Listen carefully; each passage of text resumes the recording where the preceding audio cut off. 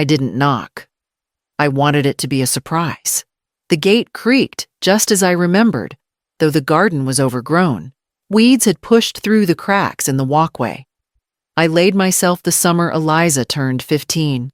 7 years hadn't been kind to the paint or the porch, but I smiled anyway. I was finally home. I still had the key, but before I reached for it, the door opened. A woman I didn't recognize stood in the doorway, mid-30s. Pearl's stiff smile. Behind her, I caught a glimpse of my daughter. Eliza was on her knees scrubbing something dark red from the hardwood. Her hair was tied back, and she wore an apron with faded lettering across the front Miller House staff. Her arms were bare. I saw bruises. The woman in pearls looked me up and down. "Can I help you, Eliza?" I said softly. My daughter looked up. Her eyes found mine, but they didn't change. No flicker of recognition, no smile. Nothing. "I'm her mother," I managed. The woman's expression didn't shift. "That's nice. We're in the middle of brunch. She'll need to finish in the kitchen." She turned back inside heels, clicking on the tile. Eliza didn't move.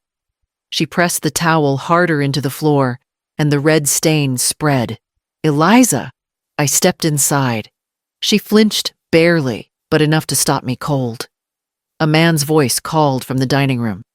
"Graciela wants juice." "Where is she? I'll be right there." Eliza answered quickly, then glanced up at me. Her voice was tight. "Mom? You didn't tell me you were coming." She looked thinner, smaller, like someone had folded her into half the woman she used to be. "I missed you," I whispered. But she was already standing, walking toward the kitchen apron stained and hands raw.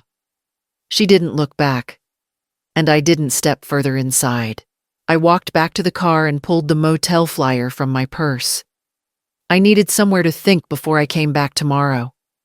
The motel smelled like bleach and dust. I lay awake most of the night, staring at the ceiling, replaying the look on Eliza's face. No joy, no welcome, just silence. She knocked just after 9. I opened the door and saw her standing with her coat zipped up to her throat, coffee in one hand, a brown paper bag in the other. "I didn't know if you'd want breakfast," she said. Her voice was soft, automatic. I stepped aside. "Come in." She sat on the edge of the chair like it might collapse under her. Her fingers shook as she unwrapped the napkin from around the muffin. "It's been a while," I offered. "Yeah." She stared at the coffee. "Graciela's gotten so big. She just turned 3. "I know. You stopped sending pictures a year ago." Eliza looked away. Things got busy. I waited. The house? Devin's parents live with us now. It made more sense that way with his work and everything. "It used to be your house." She didn't answer. Just took a sip of coffee, then winced like it burned. "Eliza," I said gently. "I saw the bruises." She blinked twice. "I bumped into the pantry shelf last week." I reached for her hand. She pulled it back before I could touch it. "Don't worry, Mom. I'm fine. Really." She said it like a rehearsed line. "Do they treat you like staff in your own home?" Her smile didn't reach her eyes. "They treat me how they treat everyone." "Eliza?" "I'm fine." Her voice rose for a second, then dropped again. "It's just complicated." She stood smoothing her coat. "Devin doesn't like surprises. It might be better if you don't show up again without calling." I stood 2 slower. "Will you meet me tomorrow? Somewhere outside the house?" She hesitated, then nodded. "There's a park near Woodmere Library." Noon. She opened the door, then turned back. "It really is good to see you." And then she was gone, coat fluttering in the wind. I sat down slowly and pulled out my old checkbook. I still had the deed number memorized. The property records office was colder than I remembered. I stood at the counter with my old deed in hand, edges curled from time. The clerk tapped her keyboard for longer than felt normal, then turned the screen toward me. "It's been reassigned. 2 years ago," she said. "It's under the Miller family trust now." I blinked. "What about my daughter, Eliza Kessler?"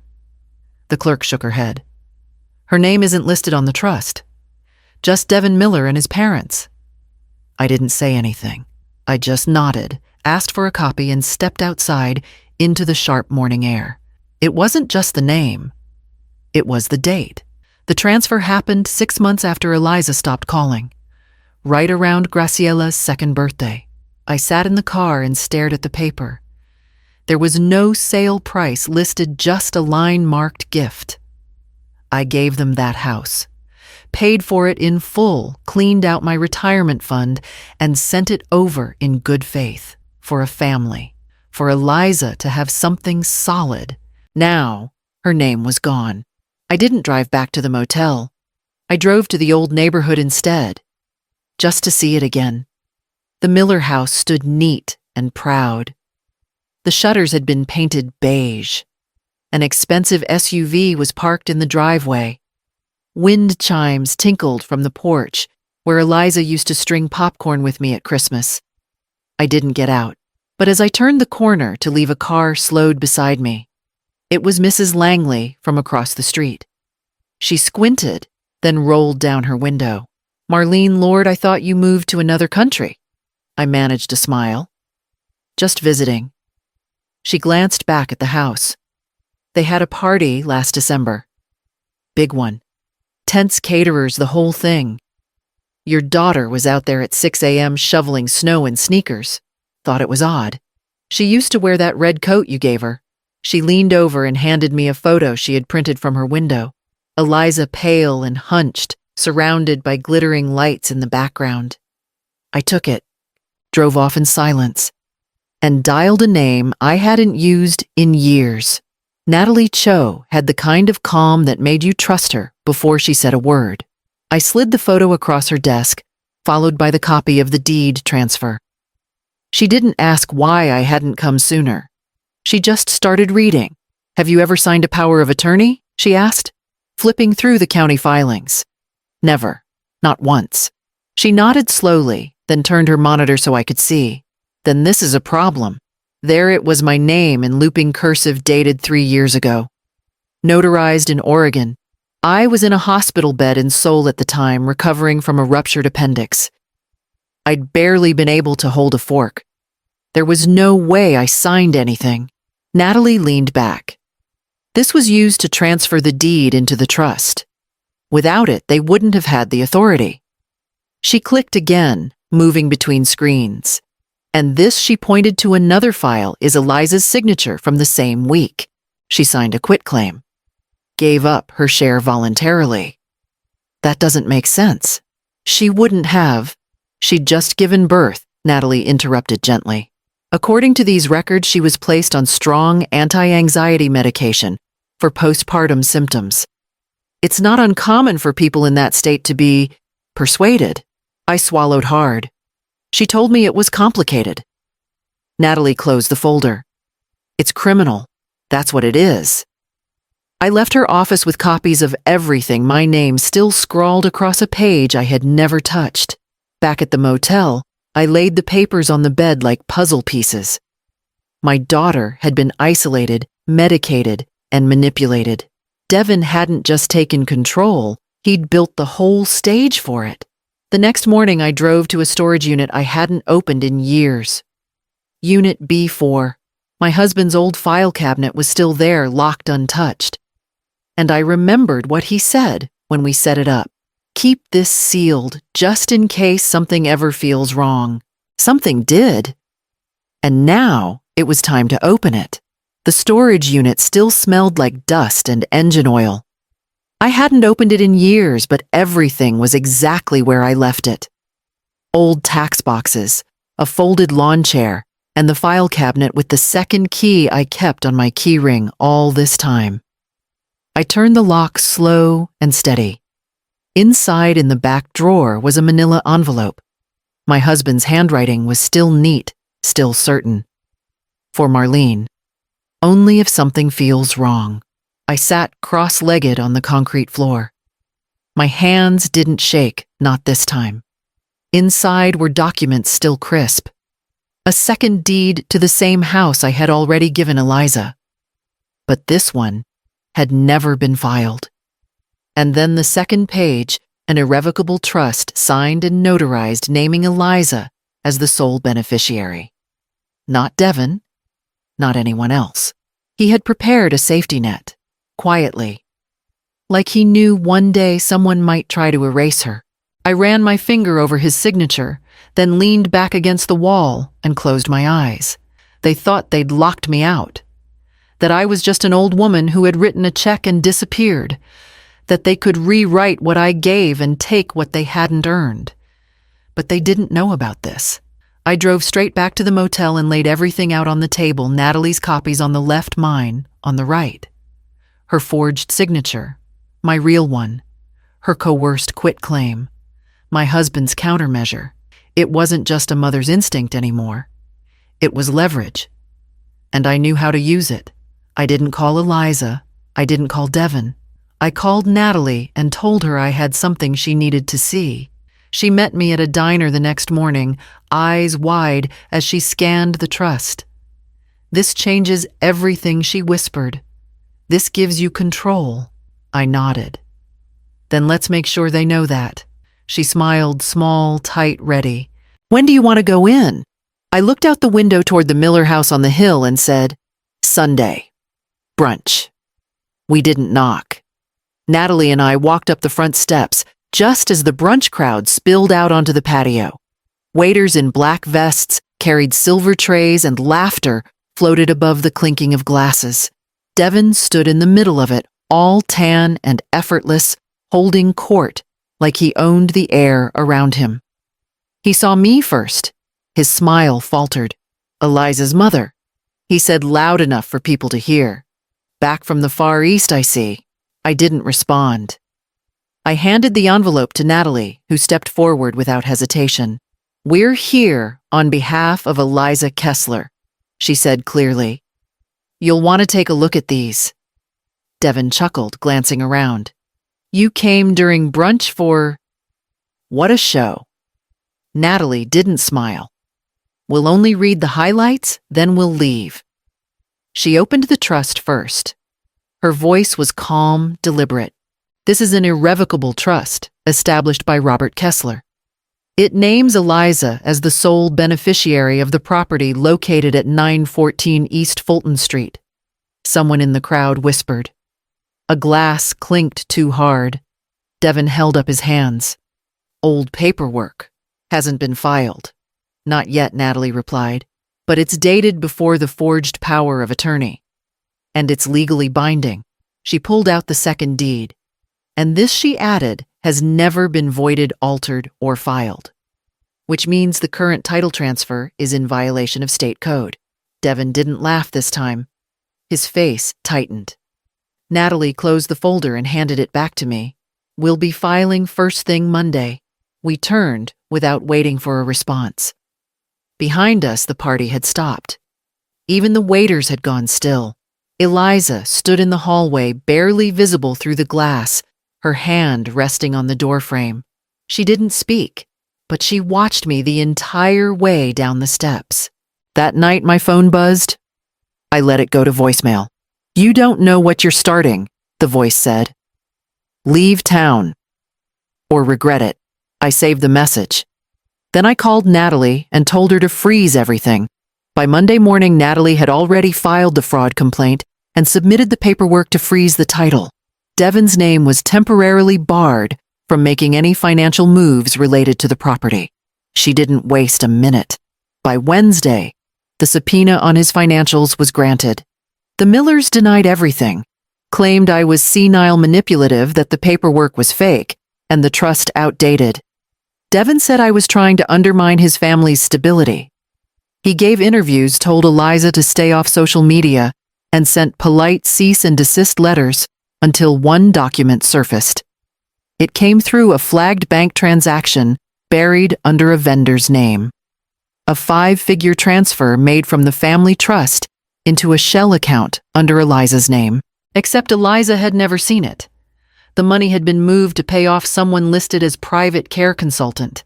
It matched the dates after her delivery, the same period when she was medicated, signing away rights she barely remembered holding.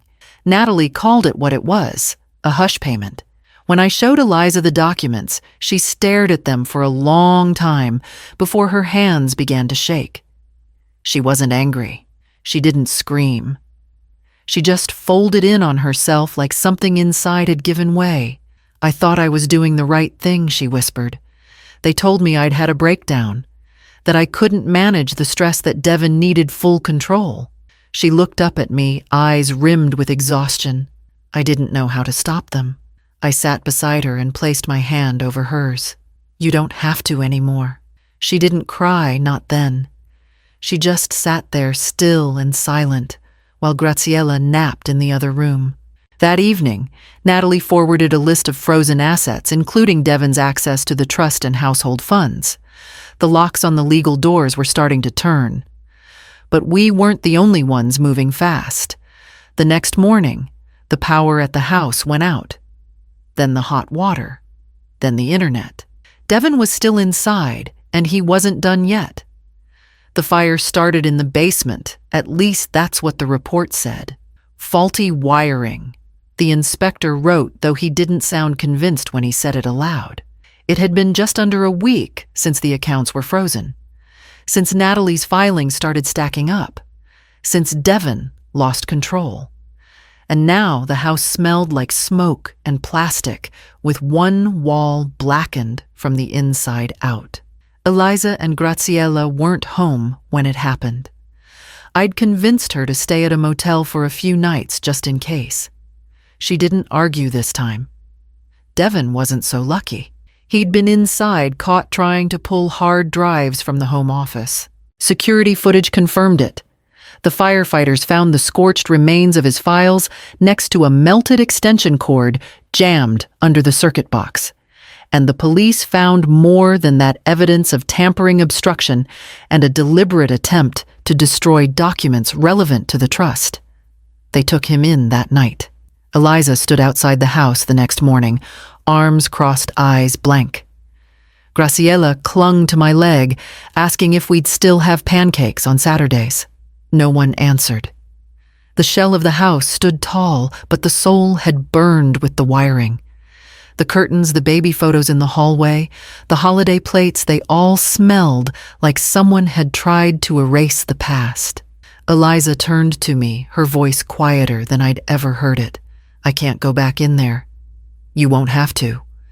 We found a short-term rental near the south edge of town. Small, clean, quiet. It didn't carry history, but maybe that was the point. Natalie called later that evening. The judge had approved the motion to transfer temporary custody of the trust's remaining assets to me. Final hearings were scheduled. There was still more to fight, but we had moved forward, if only a few miles. That night, I tucked Graziella into a new bed, and for the first time in a long while, Eliza didn't check the locks twice. The next morning, we stood in front of the courthouse steps, holding the papers. The courthouse was colder than I expected, but the ruling was warm enough. The judge read slowly, clearly, making sure every clause was acknowledged on the record. The trust established by Robert Kessler was fully reinstated. The forged documents nullified. Devin's power of attorney revoked. All remaining property, financial instruments, and rights reverted to the original intent, Eliza, and no one else. Natalie didn't celebrate. Neither did I. We just stood still and steady, while Devin's lawyer requested bail on obstruction and attempted destruction of evidence. It was denied. The Millers didn't show. Not one of them. Outside the courtroom, reporters shouted questions I didn't answer. Eliza didn't speak either. She just kept her hand on Graciella's shoulder and walked past the cameras like they weren't even there. 2 weeks later, we sold the house. Eliza didn't want it. Couldn't imagine stepping inside again, even if it was hers. I didn't argue. Some structures aren't homes anymore. They're ruins in disguise. We found a modest single-story house near a school and a small park. Enough for space, not too much to drown in. I paid in full. No trusts. No signatures, but hers and mine. The first weekend, Eliza sat on the back porch, and watched me dig a hole in the corner of the yard. I planted the fig tree from Robert's old planter box, the one we'd kept sealed in storage. It would take years to bear fruit. But that wasn't the point. Eliza started therapy soon after. Quietly. On her own terms. Sometimes she came back from sessions with tear-stained cheeks. Other times, she just sat beside me and said nothing for hours. Both were progress. Graciela learned how to ride a bike in the driveway. She scraped her knees and didn't cry. Eliza smiled for the first time in months, watching her pedal straight into the grass. Life didn't snap back into place. It stretched. It adjusted. That fall, I trimmed the branches of the fig tree and wrote down new emergency contacts my number first. The sun had slipped below the trees, and the porch light cast a soft ring of amber over the table. We ate in comfortable, quiet grilled vegetables, warm bread, nothing fancy. Graciela played in the yard chasing shadows, with a stick, her laughter floating between the oak branches. Eliza pushed her plate aside and wrapped her hands around a mug of tea. For a long time, she didn't say anything. Then softly, "Why didn't you leave sooner?" The question wasn't bitter. It wasn't even sad. It was curious, like she was finally ready to understand something that had sat between us for years. I looked at her. Her eyes clearer now, her shoulders less heavy, and I told her the truth. "Because I was waiting for the moment you wanted to leave with me." She blinked, and something in her posture eased. The silence between us became a blanket instead of a wall. "I thought you were gone for good," she said. "I wasn't gone," I replied. "I was just waiting for the right moment to come back." Graciela ran up to us, then holding a rock shaped like a heart. She placed it on the table with both hands and said, "This is for the house so it doesn't get sad."